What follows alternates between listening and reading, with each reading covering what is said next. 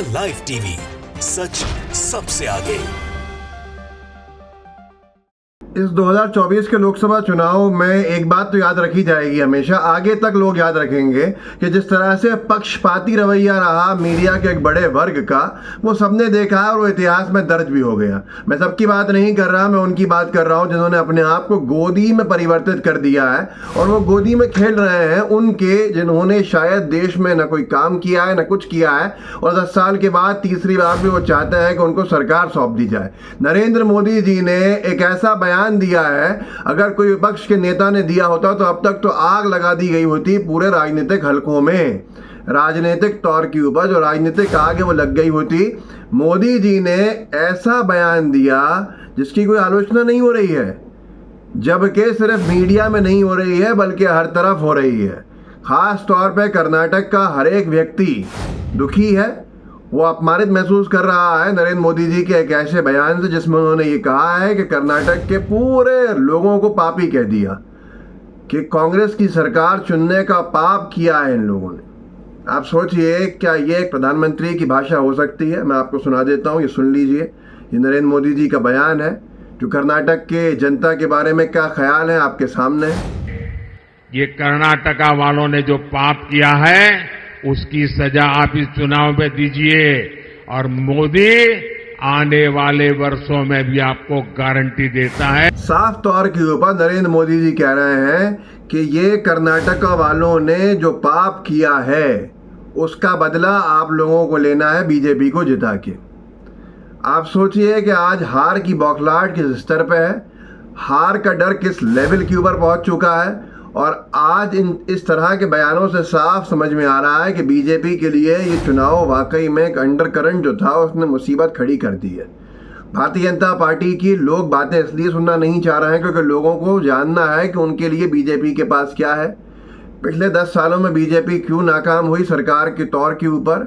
विपक्ष में जिस तरह से चिल्लाना था, विपक्ष में जिस तरह से आरोप लगाना था, तमाम चीज़ें थीं। अब जब सरकार में आए, 10 साल काम कर लिया, तुलना करे कोई तो कांग्रेस की सरकार के सामने कुछ भी नहीं किया। ऐसे में कर्नाटक में मोदी जी ने रोड शो किया था जब विधानसभा चुनाव चल रहे थे और रोड शो भी सुपर डुपर फ्लॉप था, हम सब ने देखा था। अब जब कर्नाटक में लोकसभा के चुनाव हैं पूरे देश के साथ, तो ऐसे में ये कहना प्रधानमंत्री जी की तरफ से कि कर्नाटक के लोगों ने जो पाप किया है, अगर यही बयान राहुल गांधी जी का होता, यही बयान अखिलेश यादव जी का होता, यही बयान मोदी जी की जगह पे किसी और विपक्ष के नेता का होता, तो साफ तौर पे ये कहा जा रहा होता कि देखिए पूरे राज्य का अपमान कर दिया है, राज्य के लोग नाराज हैं, राज्य के लोग अब क्या अपने समय में वक्त बताएंगे, अपने वक्त पे वोट देते समय, ये सब मीडिया कह रहा होता।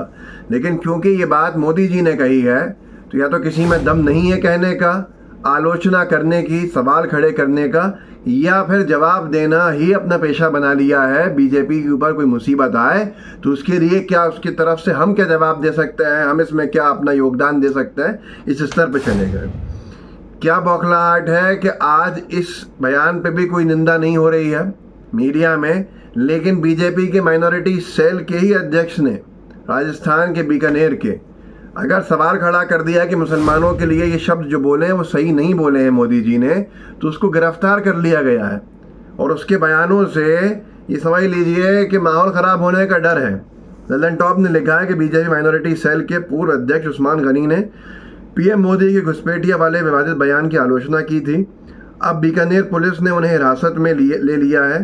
पुलिस ने उस्मान को शांति भंग करने के आरोप में अरेस्ट किया है। तो ये आप सोचिए कि आज बोलना वैसे तो पाप हो चुका है। नरेंद्र मोदी जी कह रहे हैं कर्नाटक वालों ने जो कांग्रेस को चुन के पाप किया है उसका बदला लेना है और पूरे राज्य के लोगों को पाप बना दिया पापी। आप कुछ भी कहो, किस संदर्भ में कहा था, क्या कहा था, साफ तौर पर स्पष्ट कहा है। वहाँ जो बीजेपी का ही नेता सही को सही और गलत को गलत कह रहा है, उसके बयान पे उसको गिरफ्तार कर लिया जाता है। गजब की बात है। आप सोचिए कि ये बयान तो आज मोदी जी का है जहाँ कर्नाटक के राज्य, एक पूरे राज्य के लोगों को पापी कह दिया एक सरकार चुनने के ऊपर। इससे पहले तो मुसलमानों की बात करते करते घुसपैठिया कह दिया था। ये रिपोर्ट लुक न्यूज़ ने छापा जो था और भी लोगों ने लिखा था। चुनावी रैली में नरेंद्र मोदी का विवादित बयान, भारत के मुसलमानों को कहा घुसपैठिए, और ये वो है ना, बड़े मियाँ तो बड़े मियाँ, छोटे मियाँ सुभान अल्लाह। मोदी जी ने जब से ये बयान देना शुरू किए हैं, विवादित बयान इस चुनाव में पहले चरण के मतदान के बाद, अब वो डर है, बौखलाहट है, जो भी है, उसके बाद से तो बीजेपी के उन तमाम छिपे हुए नफरतबाजी विचारधारा के नेताओं ने खुल के आके बयान देना शुरू किए हैं। एक सीपी जोशी हैं बीजेपी के सांसद, एक सीपी जोशी कांग्रेस के भी हैं, एक सीपी जोशी हैं बीजेपी के सांसद। उन्होंने क्या बयान दिया था, ये मॉनिटेक्स ने लिखा था, मोदी फिर पीएम बने तो बाबर का बच्चा बच्चा जय श्री राम बोलेगा। भैया, बाबर का कौन बच्चा बच्चा जय श्री राम बोलेगा या नहीं बोल रहा? पहली बात तो यह है कि बाबर के समधी जो हैं वो भारतीय जनता पार्टी की सरकार में एक बड़े पद पे हैं। अगर दम है बीजेपी में, मुझ पर अगर कोई केस करे तो मैं वहाँ साबित भी कर दूंगा। भूलना नहीं चाह रहा हूँ, बीजेपी की सरकार में बड़े पद पे, समय में बोल भी दूंगा। मोदी जी कर्नाटक के पूरे राज्य के लोगों को कह रहे हैं कि उन्होंने जो पाप किया, वहाँ जो उनके घटक दल जेडीएस, उनके जॉइंट कैंडिडेट ने जो पाप किया उस पर खामोश है। प्रज्वल रेवन्ना बुक हुए हैं सेक्सुअल हरासमेंट केस के ऊपर, जो एक वीडियो वायरल हुआ। जो कुक है उनकी, उन्होंने एमपी के पिता का नाम भी लिया है।